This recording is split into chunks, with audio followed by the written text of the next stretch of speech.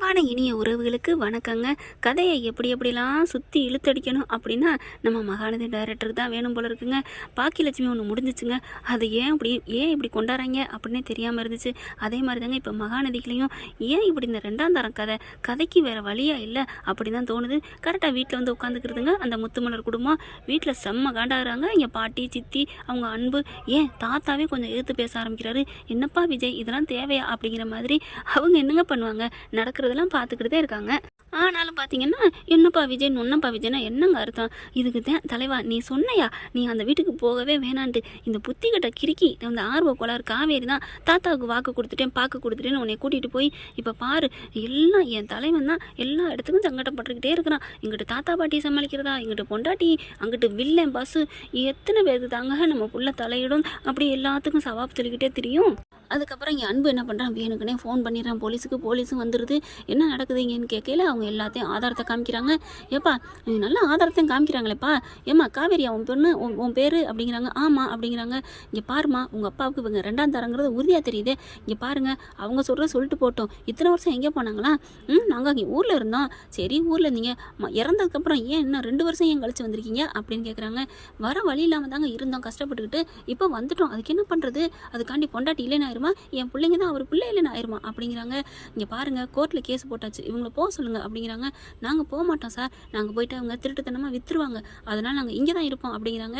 அதுக்கப்புறம் பார்க்குறாங்களா, வேணும்னா இங்கே இருக்காட்டி அதான் வெளியில் இருக்கே அந்த வீட்டில் வேணால் தங்கிக்கங்கம்மா அப்படின்னு போலீஸ் சொல்கிறாங்க. அதெல்லாம் எங்கள் வீட்டில் இருக்கக்கூடாது அப்படின்னு பாட்டி கத்துது. விஜய் இருந்துட்டு இருங்க பாட்டி, சரிங்க சார் நிரூபிக்கிற வரைக்கும் அவங்க இருந்துட்டு போட்டோம், ஆனால் நான் கண்டிப்பாக நிரூபிப்பேன் அப்படிங்கிறாரு. நிரூபிங்க சார், நாங்கள் என்ன சார் பண்ண போகிறோம்? அதுக்கப்புறம் நீங்கள் 2 பேரும் யாரும் சண்டை போட்டுக்கக்கூடாது, நான் மறுபடியும் சொல்லிட்டு கிளம்புறோம், நீங்கள் 2 குடும்பமும் சண்டை போட்டுக்கக்கூடாது சரியா அப்படின்ட்டு போகிறாங்க. அடுத்து விஜய்னால ஒன்றும் பண்ண முடியல. ரூம்குள்ளே போகிறாங்க. காவேரி போய் உட்காராங்க. பாஸ் என்னாச்சு பாஸ் அப்படின்னு கேட்க, அப்படி பார்க்குறாரு. என்ன அப்படின்னு கேட்க, இல்லை ஏன் அப்படியே கடவுளே சோர்ந்து போயிருந்தா நாங்களாம் எங்கே பாஸ் போகிறது அப்படிங்கிறாங்க. என்னடி எவ்வளோ பெரிய சீரியஸான சீன் போயிட்டுருக்கு, நீ பாட்டுக்கு எங்கே பாஸ் போகிறதுன்னு காமெடி பண்ணிகிட்டு இருக்க? அது என் புருஷன் சொல்லியிருக்காரு பாஸ். என்ன சொல்லியிருக்காரு? எவ்வளோ பெரிய கஷ்டமான சுச்சுவேஷன் வந்தாலும் சரி நான் உனக்கு இருக்கேன், இந்த விஜய் இருக்கேன், உன் புருஷனை மட்டும் வேற எதுவும் நினைக்காத அப்படின்னு சொல்லியிருக்காரு. அப்படின்னா என் புருஷனை மட்டும் நினச்சோம்னா எனக்கு சந்தோஷம் தானே வரும், சந்தோஷம் வந்தால் சிரிக்கலாம்ல, அதுதான். என்ன பாஸ் அப்படின்னு கேட்க, ஒன்று அப்படின்னு காதை பிடிச்சி திருகிறாரு. மாமா விடுங்க, காதை விடுங்க, வலிக்குது, நான் விட மாட்டேன்டி. என்ன சைக்கிள் கேப்பில் வந்து சிந்து பாடுறியா? மாமா விடுங்க, உங்கள் பிள்ளைக்கு தான் வலிக்கும், நீங்கள் இங்கே காதை திருவுனா பாப்பாவுக்கு வலிக்கும். ஓ சாரி அப்படின்னு எடுத்துடுறாரு. அதுக்கப்புறம் டக்குன்னு என்ன பண்ணுறாங்க, அந்த காதை கிள்ளுனார் பார்த்தீங்களா, அந்த காதிலே போய் ஒரு முத்தத்தை கொடுக்குறாரு. தன்னோட மூச்சு காற்று அதில் பட்டோன்னே, அந்த காதில் பட்டோன்னே காவேரிக்கு ஒரு மாதிரி ஆகுது. உண்மையிலே காதோரம் வந்து ஒரு கிஸ் கொடுத்தா அது பயங்கரமான மூடு வரும் இல்லையா? மாமா எனக்கு ஒரு மாதிரி ஆகுது அப்படிங்கிறாங்க. இது உனக்கு இல்லடி, என் பிள்ளைங்களுக்கு. என்னது பிள்ளைங்களா? ஆமாம், வயிற்றுல 2 பிள்ளை தான் இருக்குது. ஆட ஏங்க நீங்கள் வேறு அப்படிங்கிறாங்க. சரி விடு, ஒரு பிள்ளை என் பிள்ளைக்கு கொடுத்தேன்னு வச்சுக்கோ அப்படிங்கிறாரு. உங்கள் பிள்ளைக்கு முத்தம் போகுமா?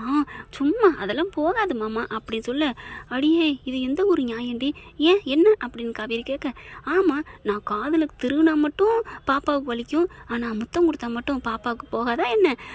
அது நீங்கள் அப்போ தான் கையெடுப்பீங்கன்னு நான் சொன்னேன், போங்க பண்ணேன் அப்படின்னு சொல்லிட்டு எந்திரிக்குது. அடியே ஒன்று அப்படின்னு சொல்லிட்டு விரட்டுறாரு. அதுக்கப்புறம் சரி கூல் அப்படின்னு உட்காடுறாங்க. இப்போ என்ன பண்ண போகிறீங்க பாஸ் அப்படிங்கிறாங்க. யோசிப்போம். டக்குன்னு ஃபோன் எடுக்கிறாங்க. நிவினுக்கு கால் பண்ணுறாரு.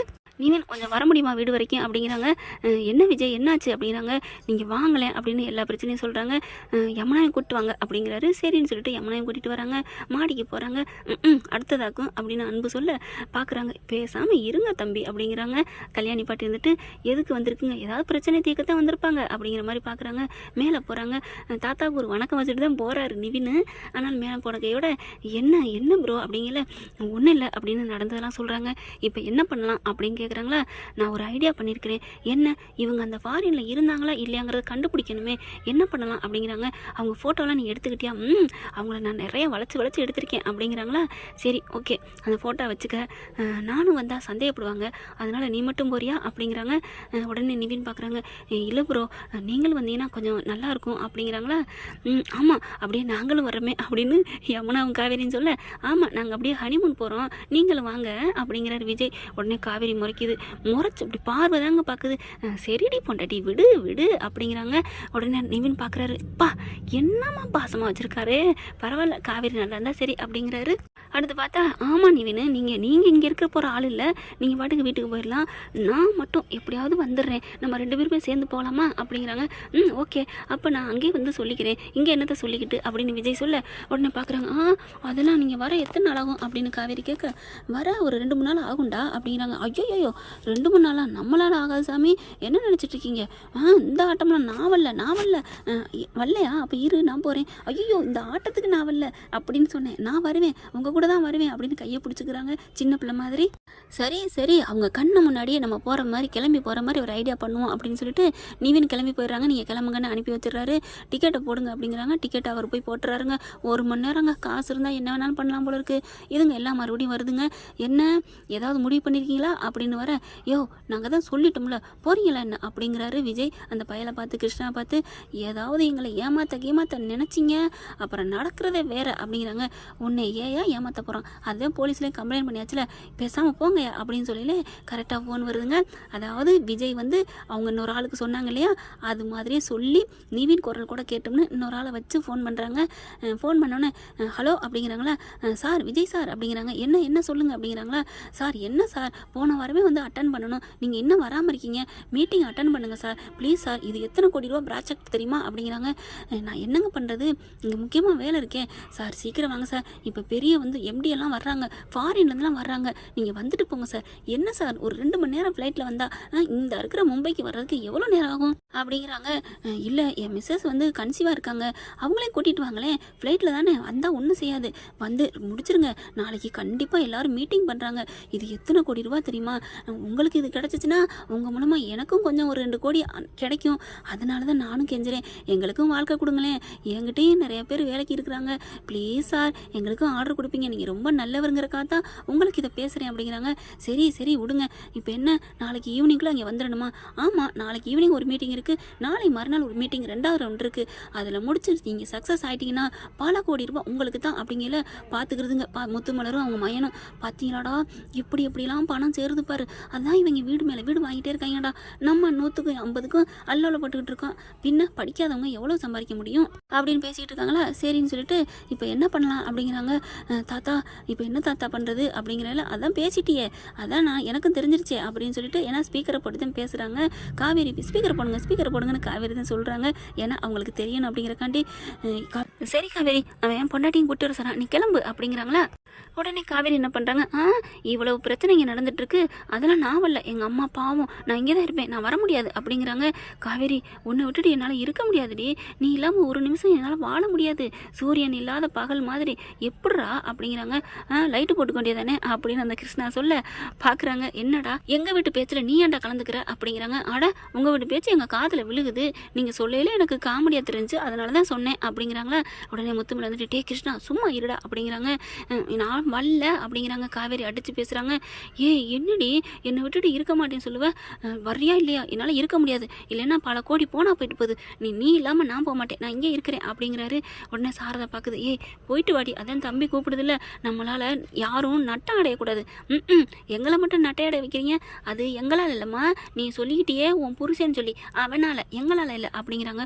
என்னக்கா இப்படிலாம் பேசுகிறீங்க, அவர் நம்ம புருஷங்கா, ஐயோ வாயை மூடுங்கடி அப்படின்ட்டு, இதுக்கெல்லாம் மூஞ்சில் முழிக்கவே எனக்கு பிடிக்கல அப்படின்ட்டு போகிறாங்க. அதுக்கப்புறம் காவேரி கிளம்புமா, இப்போயே ஃப்ளைட்டை பிடிக்கணும், நாளைக்கு ஈவினிங் ஒரு மீட்டிங்கு, நாளைக்கு ஒரு ஈவினிங் மீட்டிங், முடிச்ச கையோட சும்மா கப்பலில் வாங்க போகிறோம், வேற லெவல்.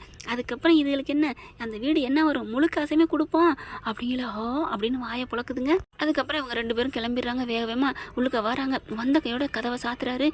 காவேரி பார்க்குறாரு. இங்கே வாடி அப்படின்னு சொல்லி கூப்பிட்றாரு. என்ன மாமா? நொன்ன மாமா, இப்போ மட்டும் என்ன மாமாவா அப்படின்னு கேட்க, ஏமாமா இப்போ நான் என்னடா பண்ணேன் அப்படின்னு கேட்குறாங்க.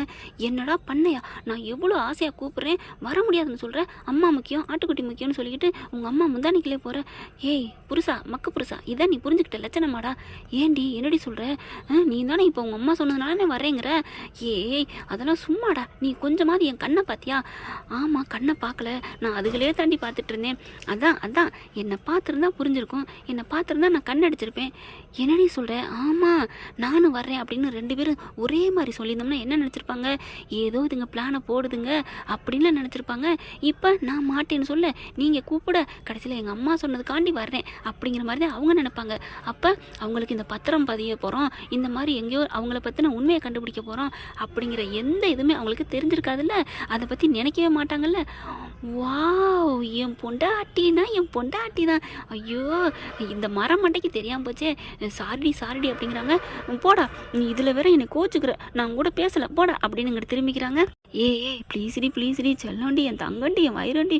ஐயோ பாருமா, நான் மாமா மக்கு மாமாடா, நான் ஆர்வக்கொளாருன்னு நான் ஒன்று சொன்னேன், நான் தாண்டா ஆர்வக்கொளாரு, ப்ளீஸ்ரா அப்படின்னு கெஞ்சிக்கிட்டே வராங்க.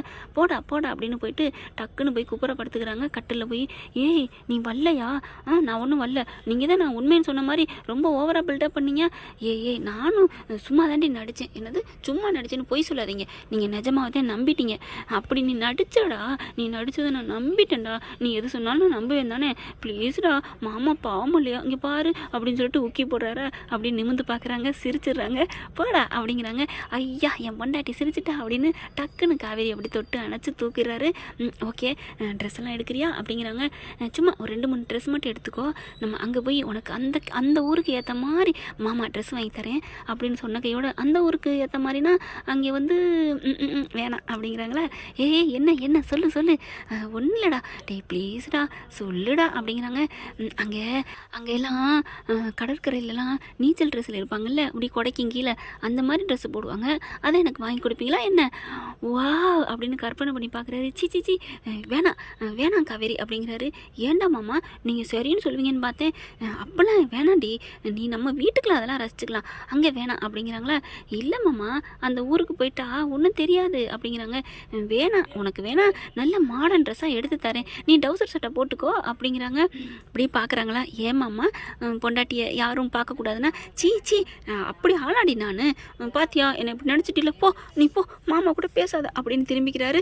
உடனே சிரிக்கிறாங்க. ஐயோ நீங்கள் என்ன தாங்கிறதும் நான் உங்களை தாங்கிறதும், ப்ளீஸ்டா மன்னிச்சுக்கடா மாமா அப்படின்னு காலில் விழுகிற மாதிரி கையெடுத்து கும்பிட்றாங்க. அப்படிலாம் பண்ணாத அப்படின்னு சொல்லிட்டு அப்படியே ஒரு அலேக்கா தூக்கிறாரு. சாரிடி பொண்டாட்டி அப்படிங்கிறாங்க.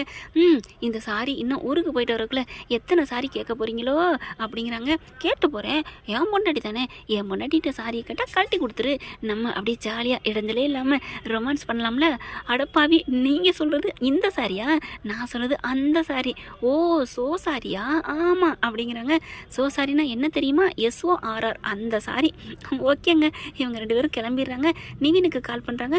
வர்றேன் அப்படின்னு சொல்லி கிளம்புறாங்களா. யமுனாவும் நானும் வரட்டா அப்படின்னு கேட்குறாங்க. காவேரி என்ன பண்ணுறாங்க, பாவம் யமுனாவையும் கூட்டி வாங்களேன் அப்படிங்கிறாங்க. ஓகே அப்படின்னு சொல்லிட்டு யமுனாவும் கிளம்பிடுறாங்க. 4 பேரும் பறக்குறாங்க ஃபாரினுக்கு. போயிட்டு என்ன பண்ணுறாங்க, டிக்கெட்லாம் ஓகே பண்ணிடுறாங்க. போயிட்டு ஏர்போர்ட்டில் நிற்கிறாங்களா, நின்றுக்கிட்டு கீழே பார்த்தா செம்ம காமெடி போயிட்டுருக்குங்க. அது என்ன காமெடி அப்படிங்கிறது அடுத்த எபிசோடில் பார்க்கலாம் ஃப்ரெண்ட்ஸ். இந்த பதிவு உங்களுக்கு பிடிச்சிருந்துச்சுன்னா உங்கள் பொண்ணான கையில் ஒரு லைக்கை போட்டு சப்ஸ்கிரைப் பண்ணிடுங்க. Thank you friends.